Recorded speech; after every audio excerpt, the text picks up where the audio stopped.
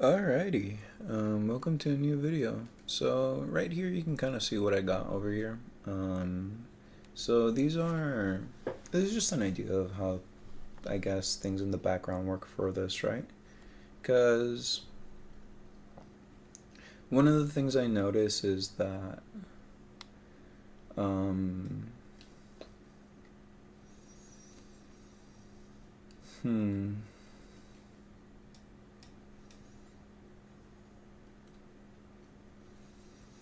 a lot of people assume that you know what you're supposed to do, right? Like you know how to, or at least I have a bad habit of assuming that everybody knows what I know. So if I know how to fix something, I would assume that you know how to fix it as well, right? So if I see a color that is red and I shouldn't, to me, that color indicates that it's not working properly. But to you, that's just a pretty color. So I need to make the effort to communicate that. It's beholden on me to let you know that the color red has significance, because if I don't, then how are you going to know? Maybe you can grasp it intuitively, but not everybody can, you know. I have a bad habit of taking things for granted, things that I understand, things that I can put together. I think that they're very basic, but to other people they're not. So this is my attempt at communicating to you how what I do in the background to set things up. You know, like to set up the actual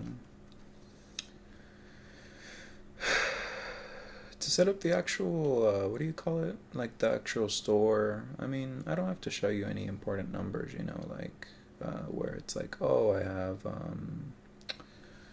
like these are the like the IEN, this is my password, all of this stuff. No, that doesn't matter, right? What I'm trying to show you is how to actually do it yourself, right? So if you happen to see this here, right, like the Vile Skull, this is something I was going to put up onto the store, right? And right now it says, let me actually move this really quickly.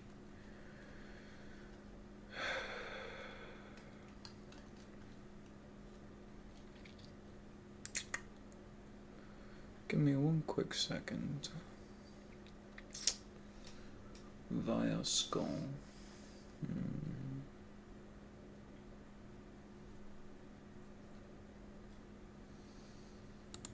Edit. So right here you have a bunch of different pictures. You can upload your own, right?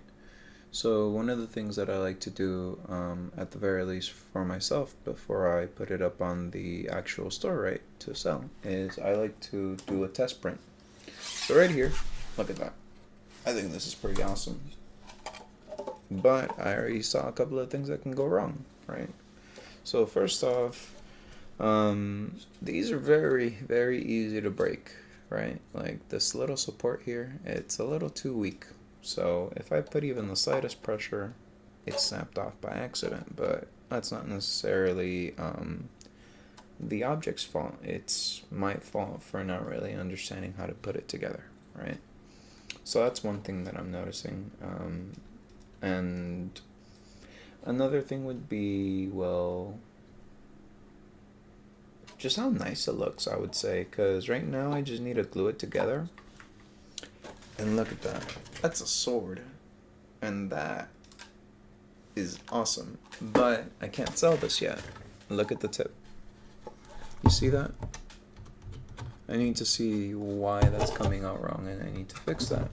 Now, in the next one, it's going to come out better, and it's going to be hopefully an improvement, but I have to take the time to explore and troubleshoot and see how these things are going to function before I try to sell them or give them away to people, because I I like giving out nice things. I don't like giving out crappy things, you know? And if you're gonna pay money for it, well, I would feel terrible if you gave me some money and I gave you something of poor quality. Yeah. I think that's the simplest way I can put it. Now, let's go back to the vid. So, looking at this here, for the Val mask, like I already have like the set price, the price for it, like what I think of its,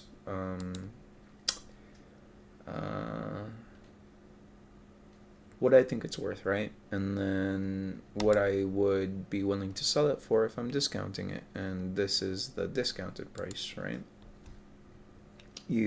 I actually set the settings over here so that it gives the quantity, right? So what I would like to do is like, so I put allow, right?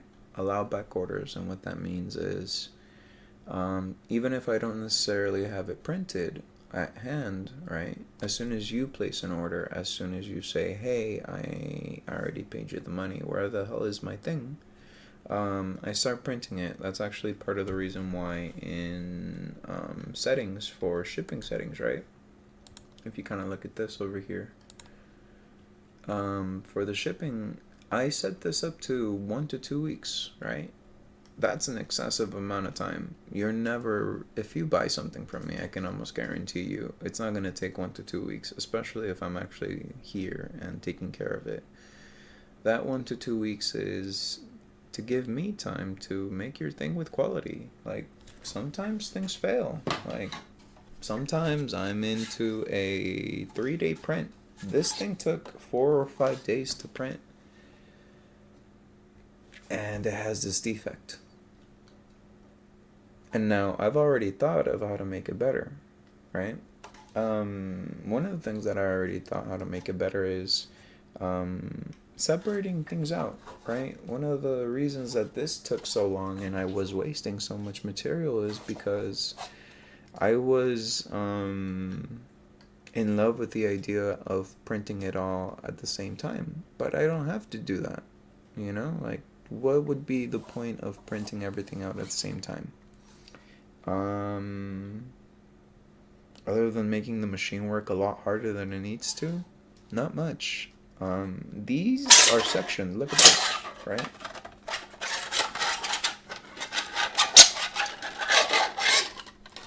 This whole thing, I could print it out by itself, right? The same quality. But instead of taking me 4 days, right? Since I have 3 printers, I can separate it out. I set one printer to print the blade, right? Because it's one color, and remember, when there is color, if you're having the filler or not, if you're having the printer go through one color and one color only, it's gonna have a much easier time than if you have to switch out filaments, right? That's generally why if you ever actually make a deal with me for customized things, if you want me to do something like this, right, where this is really nicely placed into that. Look at how nice that is. I'm actually gonna switch to the big camera for this, but look at the level of detail into that, right? Do you see how the color is grasping into it, and even the handle itself right now, I'm feeling it, right? It has a nice feel. It's not what do you call that? It's not weak. Like, you know, like I can bang this. It's solid. And the reason it's so wasteful is because you have two tones. You have the this material, which is one filament, right? One filament material, one color. This one over here, and then you have this one right here, which is a different material. Now the printer will do it. The printer will actually go through and print it. It's done so beautifully. This is a beautiful example of it doing that exact same thing that I wanted to do. But the problem is that I'm wasting so much material that it's not worth it for me to sell it at the price I would normally sell something like this, that's only one item or one material. And sorry if I'm coming across a little discombobulated. When I get excited, I start speaking faster, right? And again, it's one of those things where I need to learn to communicate. Where if I want to share my ideas with you guys properly, I have to slow down. And what I'm trying to say is that because the material is only one material, right? Because it's only going to be this filament and only this filament, if I'm going to be printing it out, it's only going to take me 4 hours printing this by itself, right? It's going to take me maybe another 4 hours printing this out by itself, right? And then this one, if I were to print it only by itself, it might take me 10 hours, right? But if I separate it out across 3 different printers, instead of having one printer work for 4 days straight working on the same project and quite honestly having a higher risk of failure, right? I separate it out. I modulate it so that one printer is taking care of the blade, one printer is taking care of the handle, the other printer is taking care of this. And then once everything is printed and it's there, I assemble it properly with, like, finish it up with glue or whatever it may be. If I separate the job across 3 printers, it's going to be so much easier and so much more effective than if I just put it all on one printer. But sometimes you have to, right? If I want this level of quality, if I want this to beautifully grasp this, like this material, look at how it's literally printed together, right? If I want that, then I have to be willing to waste some material because there's no other way to do so. Eventually, there might be some better technology, and I might be picking up a new printer that is able to print this out just as nicely and just as cleanly with the colors that I want without wasting too much material. But currently, that's not the reality. The reality is I need to think about how to separate it out so I can create a product that I'm proud of to ship to you, to give to the people I want to give it to. One of my favorite things about having a 3D printer is giving things away.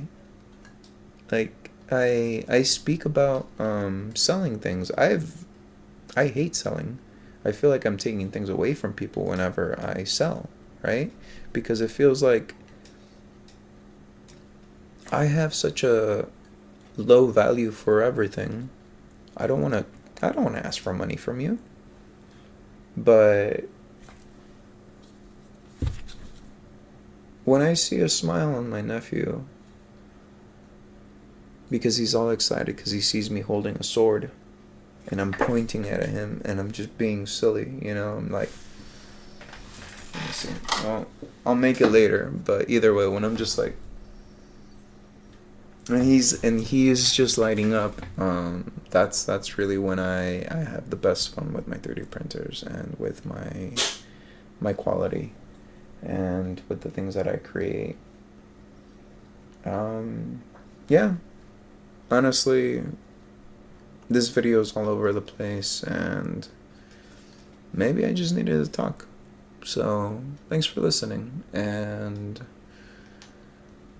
even if I was all over the place, I hope you learned something. At the very least, take this away. If you can separate out your jobs between your printers, and if you have printers, the luxury of having printers, then separate it out. Don't put everything on one printer, because instead of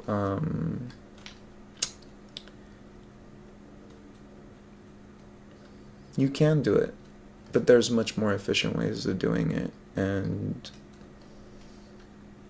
if you can do it better, why not?